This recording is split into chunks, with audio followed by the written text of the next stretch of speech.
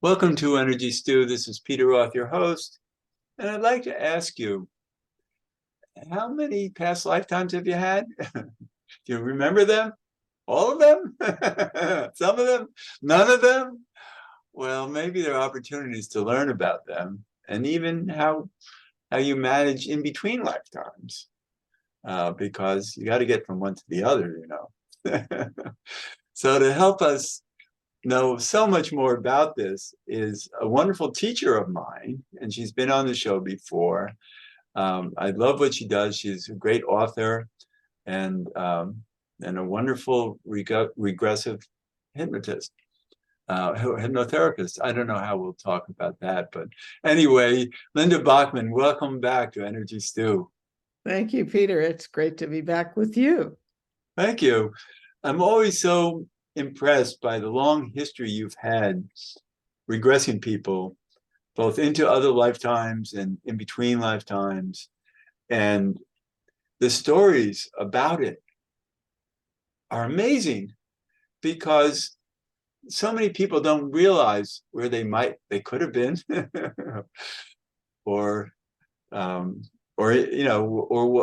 they are when they're not in lifetimes and what that's about.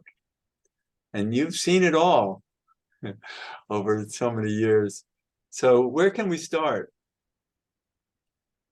Oh my gosh. Well, let's just start. It's sort of like it's always that way for me, and maybe for you, Peter. It's like where to start because there's so many avenues into this topic. Right. And you have to live in wonder all the time, because otherwise, if you know too much, then you're trying to control too much. Well, and yes, and I don't think we ever comprehend it all. And so, I mean, I'm sure you would say the same thing, Peter. I feel like I am continually learning more, client by client, week in and week out. Okay, well, let me just say a couple of things because I think it's important for the listener. And, listeners, you may all know this, but I think sometimes it's confusing when we use the term between lives, and yet there is a time period between lives. So, okay. So just for quick clarity, when we're in body, we have a slice of our soul that causes us to live and breathe. When we're in body, we have a higher self. And so that's the remainder of our soul that resides in the higher realm. So there is always a portion of our soul energy, we might say in spirit or in the higher realm.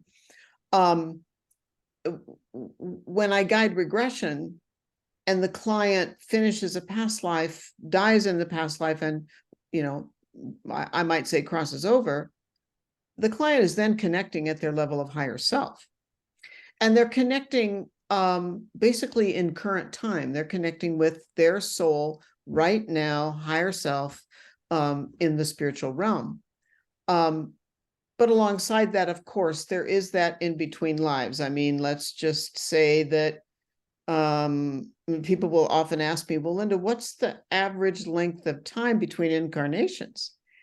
And the truth is there really isn't an average length of time. Often the more evolved we are as a soul, often the shorter the time is between our incarnations.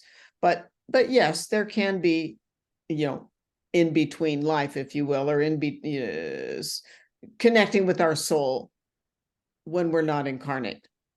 And I think probably listeners know we can have incarnations that overlap in chronological time. So maybe just quick, I'm going to say one more thing, Peter, and then let you ask me more. But what I think is really important is that a lot of spiritual people, everyday spiritual people, spiritual teachers, authors, whatever, talk about that all time is one and the same.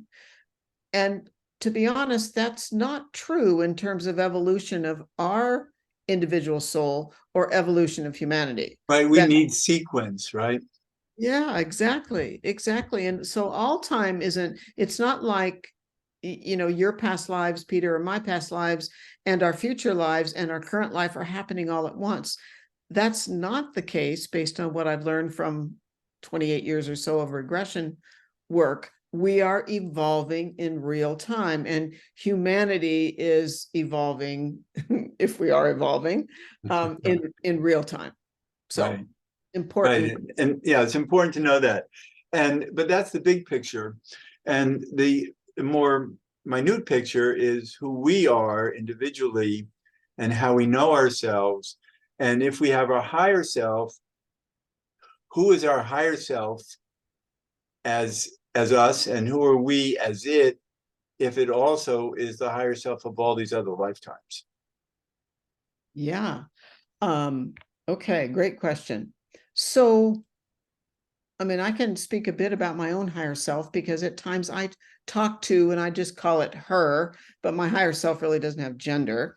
So yes, my higher self, my soul energy in the higher realm, the spiritual realm, is almost like an encyclopedia of my lives. It's what was I doing in, the year 203, either AD or CE, however people want to say that. So all of my past experiences are embedded in my higher self, and that's what people call the Akashic records. The other thing that I think is really important for people to make sure they think about is that, and again, I'll use me as an example. While I'm, Linda here on Earth, living both my work life and my everyday life, my soul, my higher self, has roles and responsibilities and commitments in the spiritual realm, as does everyone's soul. So our higher selves are busy, and they take on, I mean, I'll give a quick example. Our higher selves take on large and at times challenging responsibility. And the more experienced we are as a soul, the more, we might say, complex is the responsibility that our higher selves carry. So I know that so one of the jobs, if you will, of my higher self is at times my soul helps, I'm going to use a shamanic term and I'll define it. My soul, my higher self, helps to psychopomp souls across the veil, meaning my higher self has agreed to serve as a support soul, if you will, to aid certain souls when they're crossing over. Like if there's a sudden plane crash and, these souls are surprised that all of a sudden they're not in a body anymore. At times there are higher selves that can be called upon to aid those souls to move on and to return back to what we would call fifth dimension. And those are the more experienced ones who really know how to handle those difficult situations. Yeah, exactly. And sometimes it is so funny, I can't remember. My guides told me recently, I'm spacing now who it was. There was a very significant person that passed. And I was not I, Linda, but my higher self was asked to accompany, and it's so funny, it's probably because I don't need to remember, but I don't remember who it was, but my higher self was asked to just sort of accompany that soul across the veil. That was a very evolved soul, but often, as people know, we're accompanied as we travel onward. And Right. Sometimes it's hard to leave an incarnation. Sometimes it's like, no, I have more to do. No, an example I would think of, this is not who I was mentioning and couldn't remember, but Ruth Bader Ginsburg, when she passed, whatever it is, 2 years ago, 3 years ago, when she passed, my guides told me she really wasn't ready to leave. She really felt she had more to do on the planet, but her body failed her. But because her body had, as everybody knows, her body had health problems. Right. And so sometimes we're not quite ready, but we don't totally control the timing. So that's just one example of a role a higher self might play. And I would think that the vibration frequency of a higher self is at a level that can bring better peace to people that they're relating to. That it's easier for them to bestow comfort, love, and peace on the people they're helping because they're at that higher frequency in the universe. Yeah, I think that's totally true, Peter, what you're saying. It's like you, Peter, or me, Linda. I mean, we live in human bodies and we have an everyday life. And so do we understand higher frequency? Do we, sometimes function from a higher perspective? Yes, but we have bodies and human lives that at times pull us into a lower density. That's for sure, that we're still stuck in this realm. That's right. And we're talking about higher selves that are, so much more advanced that are us, but us not in this particular form. Right. And that reminds me of another question I have, is that us in our particular form, when we get to the other side, people always are afraid that then we'll reincarnate, and when they get to the other side, they won't get to spend any time with us. And I believe that we don't lose our identity on the other side, even though we become part of our higher self. We're always available in the future. And even like when you do regressions, right? And people will go back, all of a sudden they'll regress back into a lifetime 2,000 years ago. And that means that lifetime is still very present. I mean, totally. The example, I totally agree, Peter, with what you just said. And the example, it's kind of a funny and loving and humorous example. My dad passed, I don't know, 20 or so years ago.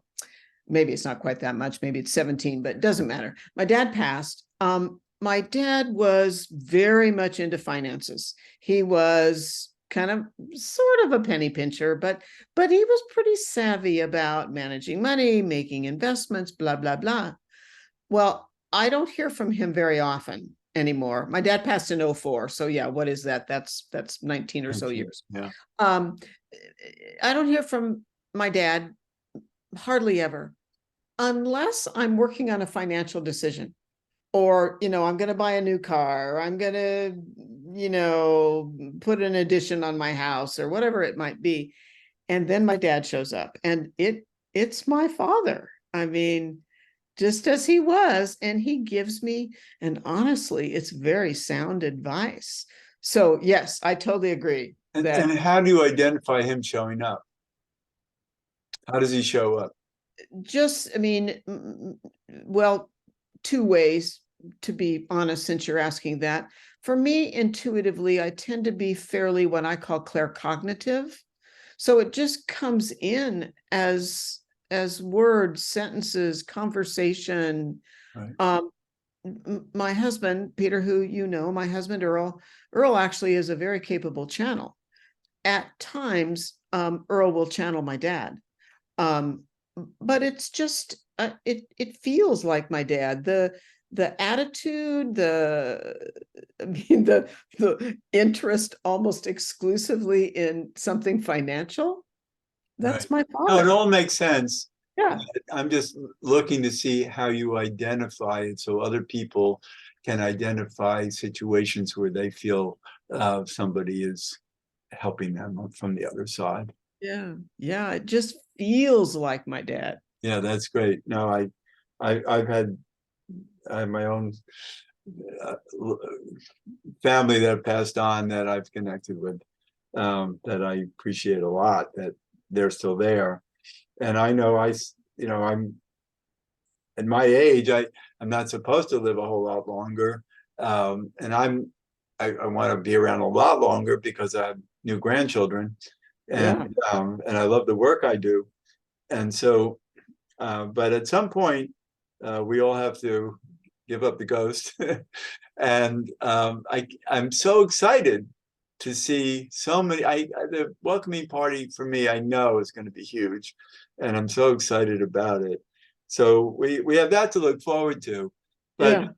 we also have to think of, that this is a journey, soul journey from lifetime to lifetime to lifetime. And we have no idea. So many people are afraid to come back again to the earth and to the struggle of this planet. And it's not like they have to, or that they will, because there are many planets to go to. That's true. Many, even other universes or galaxies. And we have so much to explore. Even in community, we might bring a community of souls with us that have been in lifetimes that will be happy to go to some other planet with us. Right. Right.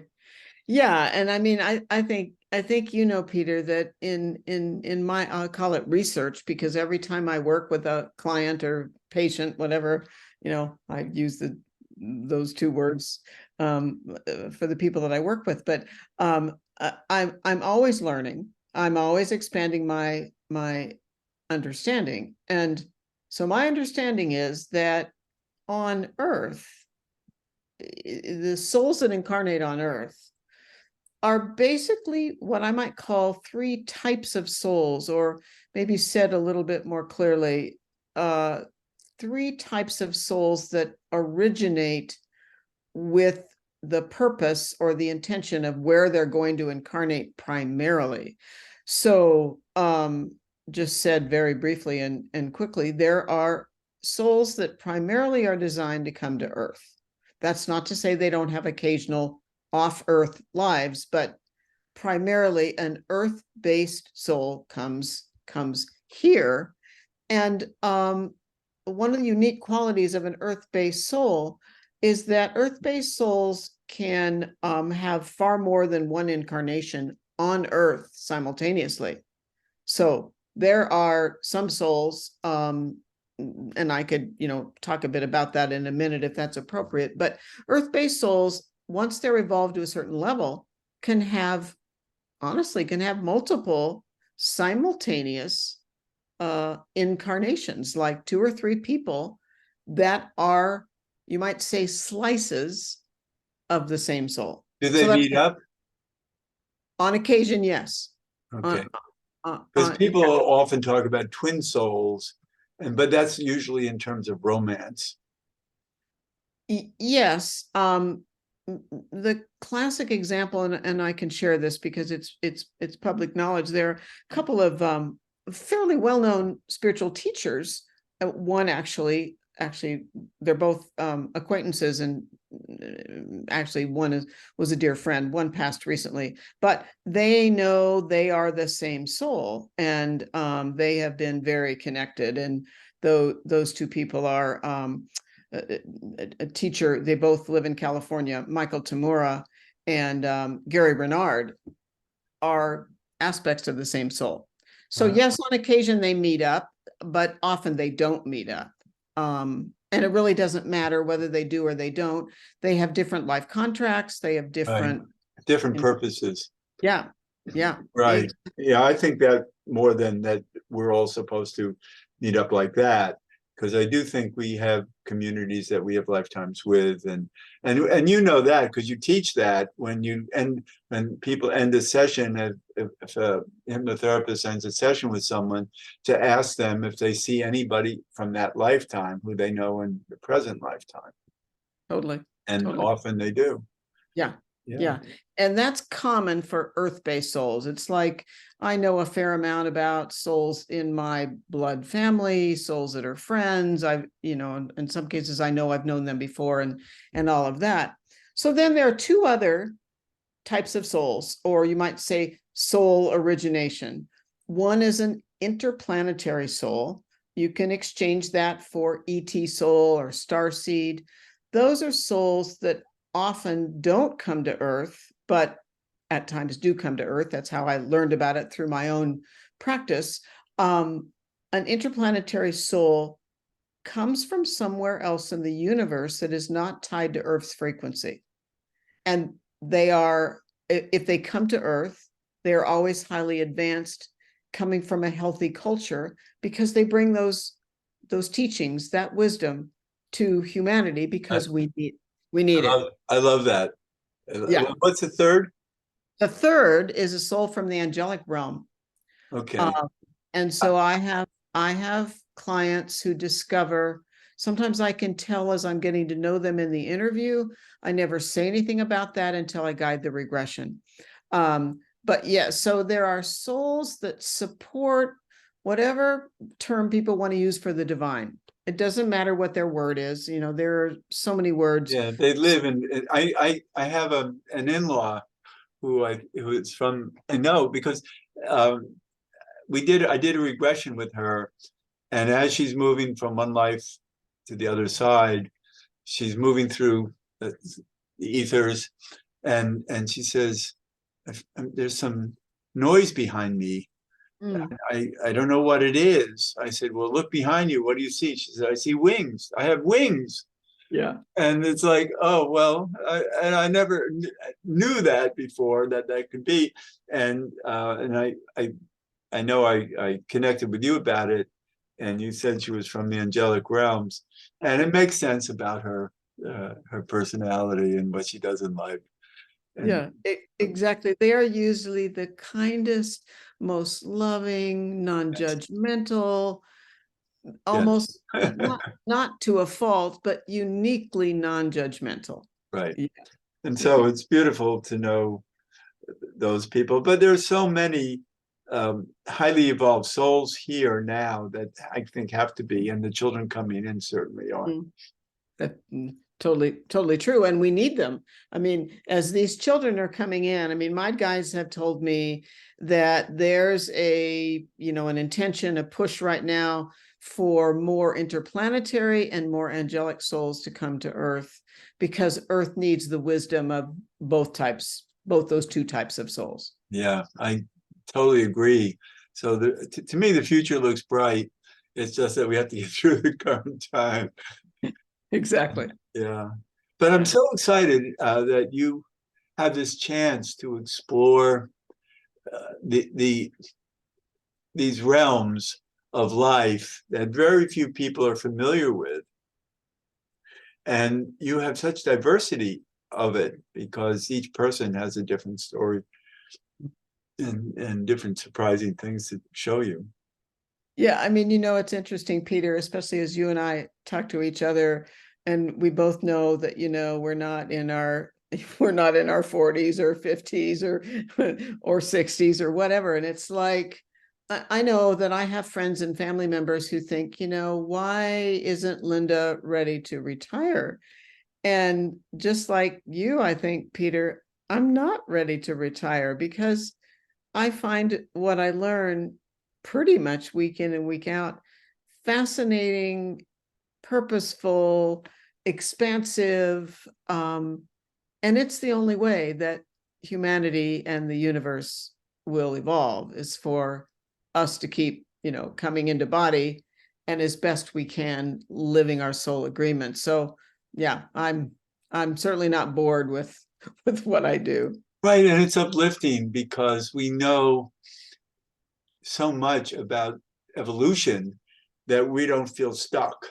And Yeah. so many people don't know any better. And they're kind of in the glue of this life right now, feeling stuck to it in ways that um, can be intrusive, can just be harmful to our expression, to our hope for the future, to our aspirations, inspirations. It's great to know that there are all these lifetimes and it's just one of them. Yeah, and the other piece, I mean, I'm sure it's happening for you as it's happening for me right now. It's like my guides keep, downloading different thoughts and things to say. I think the other important piece, and that comes to me, Peter, and I love how you share about your new grandson, on Facebook and all of that, is that these in many cases, these experienced souls that are just now coming into body, as infants and children, they need the support of their parents, their grandparents. They need the perspective. I I mean, I love, I'll just say this briefly, but I have, you know, like you, Peter, I have children and in-law children and grandchildren. And at times my grandchildren won't ask me questions about the work that I do until they're away from their parents. And my grandchildren are all teenagers. I'm that way with my granddaughter. She'll talk to me about things. When she was 3.5, she was telling me about a past lifetime. And then when her baby sister came in at that time, around that time, she said, you know, Grandpa, my sister and I, before we were born, were friends in the sky together, and we decided to come here and be sisters. Oh, I love it. Yeah, that, I mean, so that's what happens for me, is that these grandchildren, mine are 15, 17, and 18 respectively. And they usually don't say a whole lot until they're away from their parents. Yeah. And then at times they start picking my brain or picking my Right. husband's And then they brain. know who you are, right? It's I wonderful. love it. See that. Yeah. So my point is, we need to still be here, people like you and me and others like you and me. We need to still be here to be this support system to these Yes. kiddos. Yeah, let's do that. Yeah. Yeah. So we're getting to the end of the show. How can people follow up with you? Well, people can find me on my website. My website is ravenheartcenter.com. So Raven like the bird, and this is all run together. Raven like the bird, heart, the heart in your chest, center, CENTER, ravenheartcenter.com. That's the best way to find me. Yeah, it's wonderful. And you offer so much opportunity for people to grow in ways about what we're talking about that is just so wonderful. So, and I always, you know, you're always remarkable to me, and have helped me. You've been a teacher. You taught me how to regress people, and I love doing that. And it's so wonderful to connect with you. So thank you so much for being on Energy Stew. Thank you, Peter. It's my pleasure. Thank you for having me. Right. And this is Peter Roth, your host of Energy Stew at prn.live. I can be reached at peter@heartriver, HEART river.org. I'd love to hear from you, and thanks so much for listening.